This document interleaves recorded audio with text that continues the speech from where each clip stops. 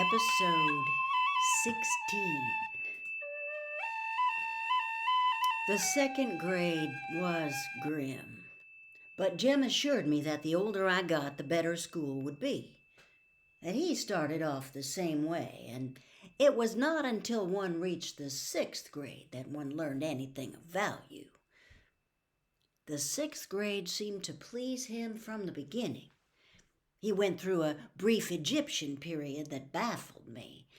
He tried to walk flat a great deal, sticking one arm in front of him and one in back of him, putting one foot behind the other. He declared Egyptians walked that way.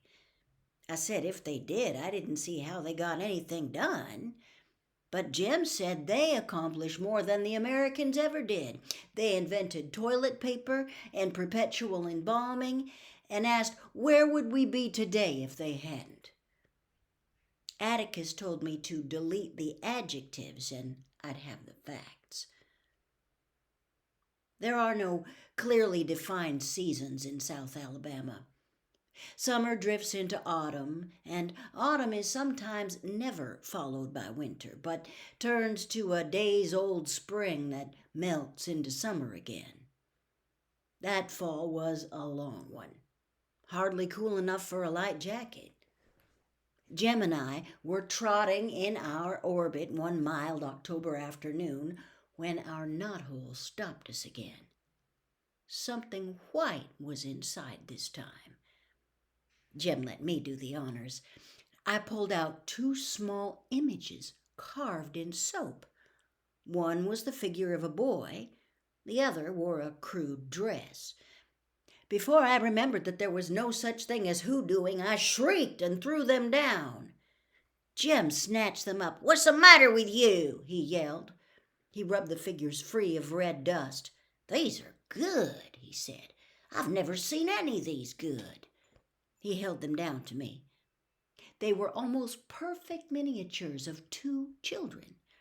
The boy had on shorts, and a shock of soapy hair fell to his eyebrows.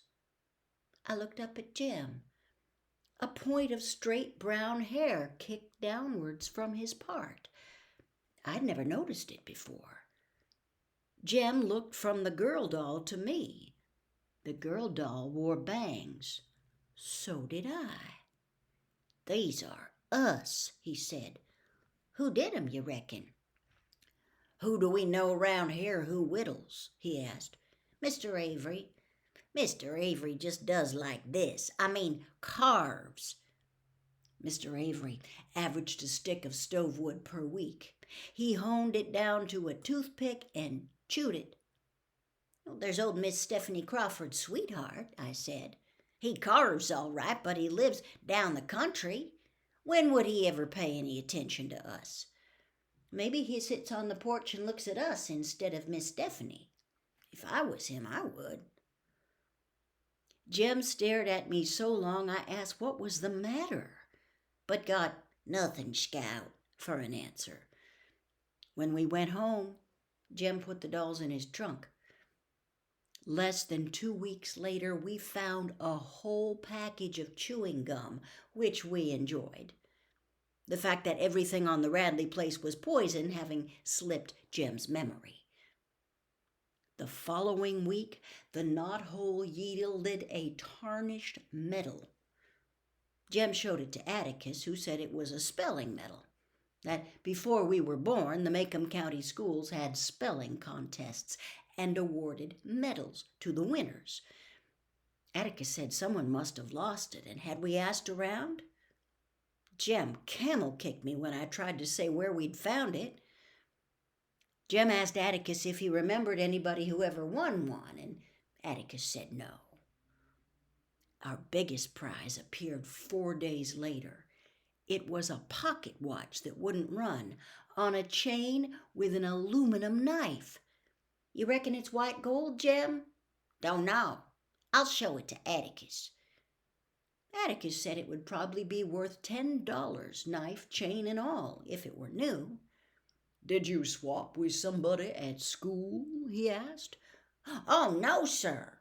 Jem pulled out his grandfather's watch that Atticus let him carry once a week if Jem was careful with it. On the days he carried the watch, Jem walked on eggs.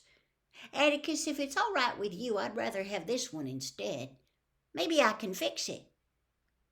When the new wore off his grandfather's watch and carrying it became a day's burdensome task, Jem no longer felt the necessity of ascertaining the hour every 5 minutes.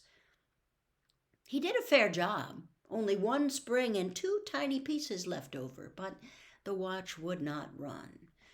"Oh," he sighed, "it'll never go." "Scout?" "Huh?" "You reckon we ought to write a letter to whoever's leaving us these things?" "That'd be right nice, Jem. We can thank 'em." "What's wrong?" Jem was holding his ears, shaking his head from side to side. "I don't get it. I just don't get it. I don't know why, Scout." He looked toward the living room. "I've got a good mind to tell Atticus." "No, I reckon not." "I'll tell him for you." "No, don't do that, Scout." "Scout? What?" He had been on the verge of telling me something all evening. His face would brighten and he would lean toward me, and then he would change his mind. He changed it again. "Oh, nothing." "Here, let's write a letter." I pushed a tablet and pencil under his nose. "Okay. Dear Mr. How do you know it's a man?" "I bet it's Miss Maudie. Been betting that for a long time." "Ah, Miss Maudie can't chew gum." Jem broke into a grin. "You know, she can talk real pretty sometimes. One time I asked her to have a chew, and she said no thanks, that chewing gum cleaved to her palate and rendered her speechless," said Jem carefully. "Doesn't that sound nice?" "Yeah, she can say nice things sometimes. She wouldn't have a watch and chain anyway." "Dear sir," said Jem, "we appreciate we appreciate everything which you have put into the tree for us. Yours very truly, Jeremy Atticus Finch." "He won't know who you are if you sign it like that, Jem." Jem erased his name and wrote, "Jem Finch." I signed Jean Louise Finch, Scout, beneath it. Jem put the note in an envelope. Next morning, on the way to school, he ran ahead of me and stopped at the tree. Jem was facing me when he looked up, and I saw him go stark white. "Scout!" I ran to him. Someone had filled our knothole with cement. "Don't you cry now, Scout. Don't cry now. Don't you worry," he muttered at me all the way to school. When we went home for dinner, Jem bolted his food, ran to the porch, and stood on the steps. I followed him. "Hasn't passed by yet," he said. Next day, Jem repeated his vigil and was rewarded. "How to do, Mr. Nathan?" he said. "Morning, Jem. Scout," said Mr. Radley as he went by. "Mr. Radley?" said Jem. Mr. Radley turned around. "Mr. Radley, did you put cement in that hole in that tree down yonder?" "Yes," he said. "I filled it up." "Well, why'd you do it, sir?" "Tree's dying. You plug 'em with cement when they're sick. You ought to know that, Jem." Jem said nothing more about it until late afternoon. When we passed our tree, he gave it a meditative pat on its cement and remained deep in thought. He seemed to be working himself into a bad humor, so I kept my distance. As usual, we met Atticus coming home from work that evening. When we were at our steps, Jem said, "Atticus, look down yonder at that tree, please, sir." "What tree, son?" "The one on the corner of the Radley lot, coming from school." "Yes." "Is that tree dying?" "Why, no, son, I don't think so. Look at the leaves.